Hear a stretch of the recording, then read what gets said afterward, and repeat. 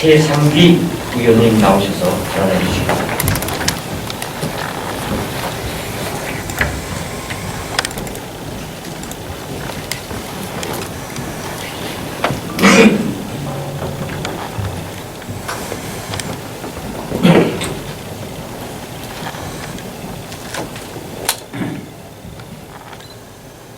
존경하는 제천 시민 여러분, 성명중 의장님과 동료 의원 여러분, 이근규 시장을 비롯한 1천여 공직자 여러분, 제천시의회 최상기 의원입니다. 저는 이근규 시장의 지나온 시정을 돌아보며 무겁고 참담한 심정으로 이 자리에 섰습니다.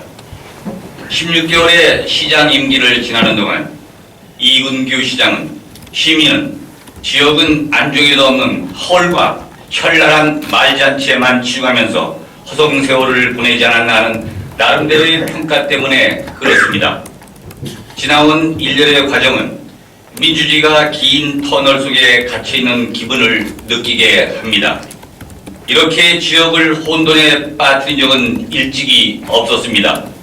소통이 아닌 오직 불통으로, 화합이 아닌 오직 분열로 우리 제천은 그야말로 뒤죽박죽 엉망진창이 되었습니다. 제7대 제천시 의회는 나름대로 행정의 초보인 이근규 시장의 독주를 막고 허울에 찬 정책들을 견제하고 또 막기 위해 최선을 다했습니다. 시민들 또한 취임 초기 이근규 시장에 대한 기대치를 한층 높인 점도 부인할 수 없는 사실입니다. 하지만 이러한 기대감은 시간이 흐를수록 점점 실망감과 허탈감만 우리에게 다가왔습니다. 작금의 현실을 보면 이근규 시장은 직접적인 대화와 타협보다는 교묘히 책임을 회피하며 소위 행정력을 동원하여 분쟁을 키워 갈등과 분열만을 조장하고 있습니다. 더불어 측근 등을 기용하는 등 말로 형용할 수 없는 소위 불신의 정치, 불신의 행정을 일삼아 왔습니다. 최근 불거진 하수처리 관리 대행 문제만 보아도 그렇습니다.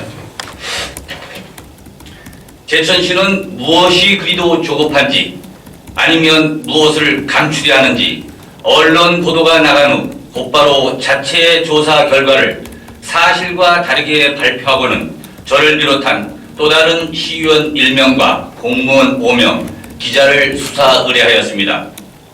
주재할 점은 이근규 시장이 자신의 조직인 시청 공무원을 향해 내부 인책보다는 외부 기관인 경찰서에 수사를 맡겼다는 점입니다. 어찌 품 안의 자식들을 버릴 수가 있습니까?